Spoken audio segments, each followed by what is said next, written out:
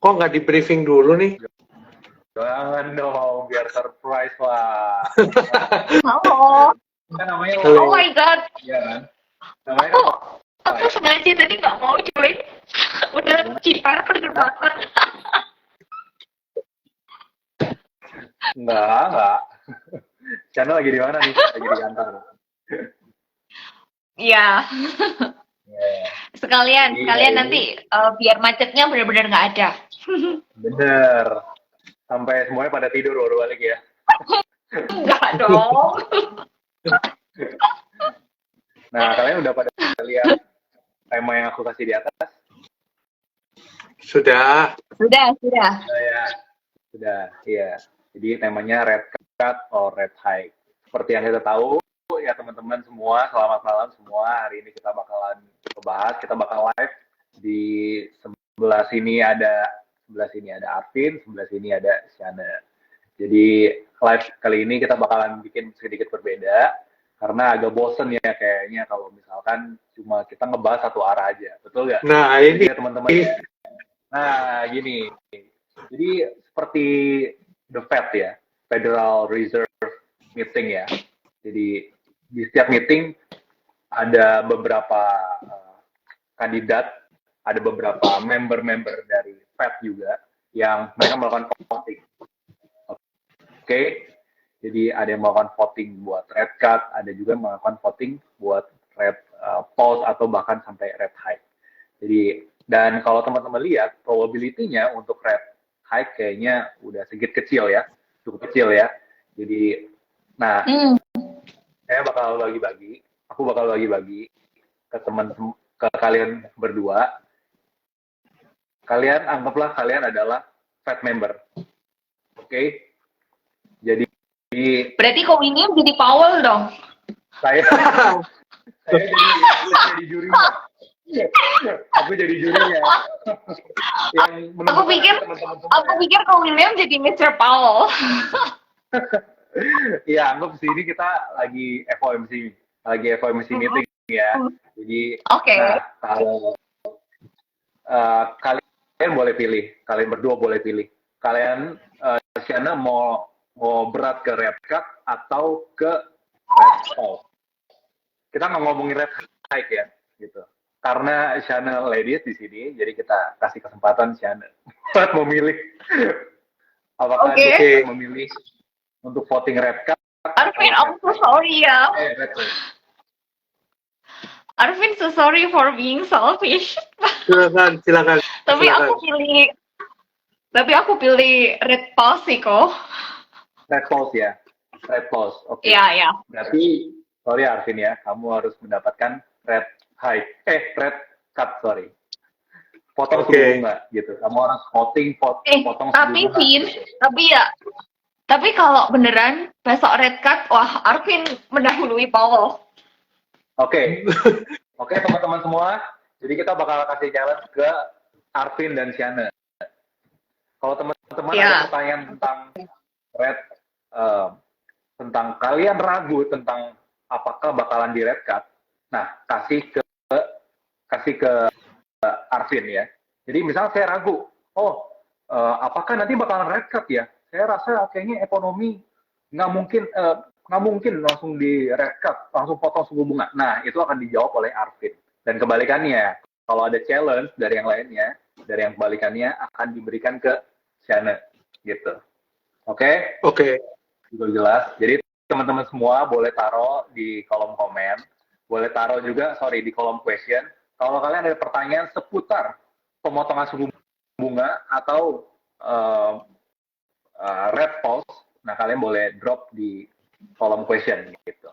Nah, Nah, sebelum kita mulai dan sebelum ada pertanyaan-pertanyaan yang ada di dalam pertanyaan ini, kolom pertanyaan, nah mungkin saya bakal kasih sedikit penjelasan ya, Nah, kemarin kan Shana udah sempat bikin ya, udah sempat kasih sedikit ulasan tentang kondisi ekonomi yang ada di US, di mana real yield-nya masih positif ya.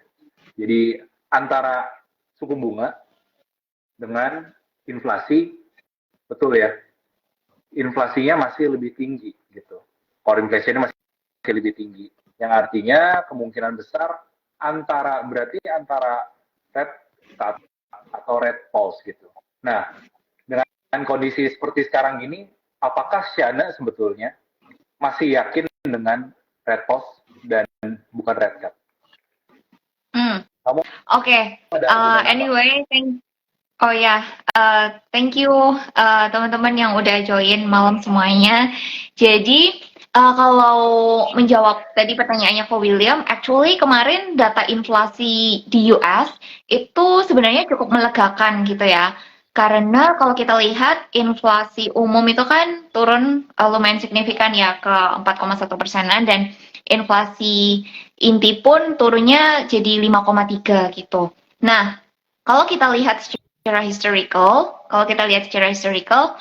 sebenarnya angka inflasi yang dilihat oleh Powell dalam mengambil keputusan itu adalah inflasi inti, karena itu yang benar-benar mengeliminasi pos-pos yang sifatnya fluktuatif gitu kan. Jadi itu real condition what happened in the country itself gitu, dan harga-harga barang seperti apa.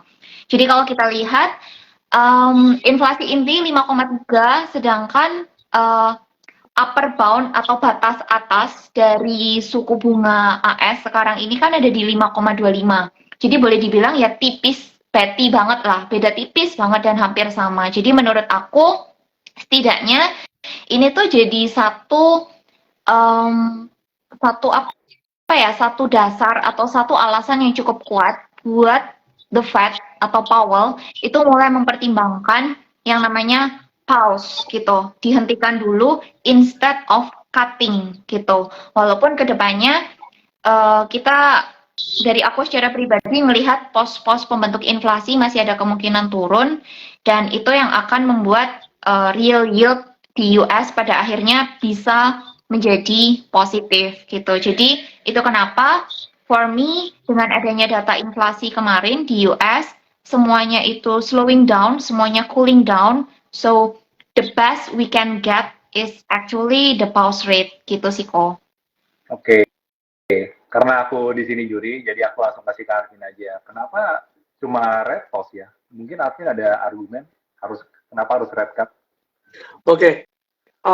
Memang sulit ya kalau kita bilang red pause and red cut ya. Sebenarnya posisinya memang lebih menguntungkan red pause sebenarnya. Cuma gue ngelihat beberapa indikator ya. Contoh seperti beberapa bank di US yang kemarin mengalami masalah juga. Dan kalau kita mikir dari bank US aja, kita harus mikir dari beberapa hal. Contohnya seperti dana pensiun yang masih invest beberapa di bonds ya. Dan tentu aja pastinya di bonds ini juga berkorelasi negatif terhadap suku bunga gitu ya. Jadi otomatis maka ada potensi rate cut meskipun kecil ya. Kita bilang untuk kondisi ekonomi sekarang itu masih sangat kecil, dan sekarang barusan muncul data US PPI ya yang dimana ekspektasinya minus 0,1, sekarang minus 0,3, which is deeper daripada yang harus diekspektasikan ya. Nah, potensi rate cut untuk kondisi ekonomi saat ini memang kemungkinannya sangat kecil dibandingkan dengan rate pause ya. Tapi memang kita harus consider beberapa data lainnya seperti data PPI yang turunnya lumayan, lalu data CPI yang memang tadi Siana juga sampaikan ya bahwa memang data CPI juga turun gitu. Tapi memang yang kita takut itu sebenarnya kalau CPI-nya dropnya very very deep, di mana itu malah jadi efek negatif buat market, dan mau tidak mau kalau itu yang terjadi maka harus ada suatu tindakan yang radikal dari the Fed. Tapi untuk saat ini kemungkinan untuk rate cut I would say cukup kecil for now. Tapi kalau misalnya kondisi yang tadi gue sebutin terjadi, mungkin akan terjadi drastic movement after this gitu. Arvin, argumennya harus yang ke red cut dong. Kan kamu lagi pegang red cut. Nah, soalnya nggak this is just a game. Iya. Oke. This is just a game. Jadi kayak cari argumen dulu. Soalnya aku sempat ada event juga dan adain seperti ini juga. Market boom atau marketnya bom. Jadi kemarin itu waktu lagi bearish-bearishnya, aku lagi dapetin momentum buat market bom. Jadinya cari argumennya tuh, terus cari argumen gitu. Nah, tapi tadi menarik yang si Arvin kasih. Kayak PPI padahal sekarang udah minus 0,3%. Apakah masih mau red pause, Janet? Oke, jadi menyambung ini ya, PPI itu kan mengukur dari segi produsen gitu.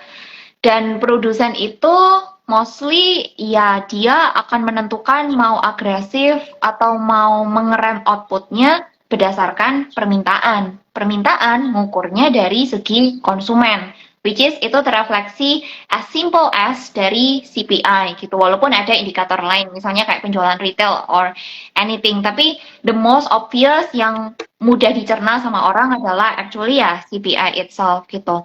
Kalau menurut aku, PPI oke, turunnya lebih dalam, dan ini memang sekali lagi mengkonfirmasi perlambatan ekonomi itu benar-benar terjadi di US gitu. No doubt at all, perlambatan ekonomi terjadi. Tapi menurut aku, ketika rate cut dilakukan sekarang, it's too early. Kalau the Fed itu tuh buat FOMC kali ini itu langsung rate cut, itu tuh terlalu risky. Karena dengan kondisi yang sekarang, di mana supply demand problems itu belum tersolve sepenuhnya, kemudian energy prices, okay, it's slowing down, tapi masih ada room seandainya terjadi fluktuasi dan itu juga akan mengakibatkan yang namanya kayak gasoline dan lain sebagainya itu bisa aja kembali naik. Bahkan kalau kita lihat kayak used car price and also rent price, itu tuh sebenarnya masih juga mengalami kenaikan, walaupun kenaikannya tidak terlalu agresif. Jadi menurut aku, misal rate cut dilakukan, itu tuh membahayakan dari segi inflation lagi gitu. Inflationnya bisa aja yang sekarang udah cooling down, bisa aja naik lagi. So again, the best scenario for now, the safest scenario adalah untuk pause itu sendiri. Gitu sih kok. Baru setelah itu balik lagi ngelihat efeknya kayak gimana gitu. Tapi kan sebenarnya bahaya juga kalau misalkan tetap red pause, sedangkan kalau kamu lihat aja suku bunga dari 0% jadi 5%. Mereka yang cicilan, kalau kamu lihat ya mortgage rate yang ada di US dari 3% jadi 7%, yang which is kalau long term 30 tahun cicilannya naik sampai 2 kali lipat kalau kamu lihat. Nah, naik sampai 2 kali lipat, daya beli pasti turun. Kalau ini berlangsung lama-lama, siap-siap ekonominya bakalan hancur berantakan gitu. So I think this is some argument yang bisa menjadikan the Fed bisa ada potensi sebenarnya langsung red cut gitu, karena ada potensi 5%. Kalau kamu lihat ya 5% sama 5,25%. Nah, Vin, gue bantuin lo tuh, Vin. Kira-kira argumen gue cari dari tadi. Oke. Oh, ini berarti pertandingannya 2 melawan 1 ya malam ini ya? Menyimbangkan. Karena susah banget kalau misalkan cari argumen yang red cut, potong suku bunga. Oke, iya. Jadi I do agree sih. Actually, mungkin sedikit malah menambahkan ya. Tidak hanya KPR, tapi cicilan kartu kredit itu even udah double digit kan ya kok. Kayak I think last check mungkin udah 18-20% kan, right? Jadi itu emang kayak sangat menekan juga gitu dari segi buying power and anything. But again, at least there is any buffer gitu. Buffernya kalau aku lihat itu tuh dari segi kondisi ketenaga kerjaan. Kalau kita lihat participation rate di US itu tuh masih di sekitar 62%, stable 62-64% gitu. Artinya at this current condition orang setidaknya itu tuh masih bisa untuk mendapatkan pekerjaan, masih bisa untuk mendapatkan penghasilan. Walaupun untuk growth rate untuk wage growth rate-nya itu tuh relatively agak melandai, tapi setidaknya mereka tetap ada penghasilan gitu untuk tetap bertahan lah gitu. Dan menurut aku again, kenapa cut rate itu tidak bijak untuk dilakukan? Karena based on the data, satu, inflasi inti itu belum sepenuhnya menjauh dari, jadi selisih antara inflasi inti dengan suku bunga itu tuh gapnya belum terlalu gede. Jadi it's too risky dan menurut aku terlalu harmful juga kalau the Fed langsung cut rate gitu. Dengan ada resiko inflation bisa melonjak lagi. Kemudian yang kedua adalah mempertimbangkan ketenaga kerjaan sampai sekarang itu tuh participation rate-nya masih tinggi terus gitu. Dan kalau misal ada argumen bahwa, oh loh, kemarin unemployment rate naik loh, jadi 3,7. Yes, itu naik jadi 3,7. Tapi kalau kita tarik 40 tahun terakhir, 3,7% pun itu jadi level yang super rendah sih dari 40 tahun terakhir. Jadi, again, that's why dari sudut pandang aku lebih wise untuk pause rate instead of cut rate gitu. Gimana menurut lu, Vin? Susah argumennya. Ya memang arah-arahnya masih rate pause sih memang. Kalau kita bicara data semuanya ya as a whole ya. Memang kalau kita bilang rate cut ya memang alasannya ya hanya satu, memang terjadi katastrofik masalah di US banking or reksadana atau dana pensiun gitu ya, yang menyebabkan eroded eroded for American people gitu. Cuma masalahnya for now beberapa data yang keluar tidak menunjukkan itu gitu. Jadi memang posisi untuk rate cut is too early, tadi Siana juga sudah sampaikan, memang untuk rate cut kan memang too early ya. Kalau kita bilang inflasi, oke, memang inflasi sudah secara real yield memang sudah positif. Tapi untuk kalau kita bilang real yield-nya sudah positif, tapi bukan berarti inflasi sudah terkendali gitu, so far ya. Nah, berarti harusnya yang ngasih counter argumen tuh William sebenarnya. Oke, gue kasih counter argumen.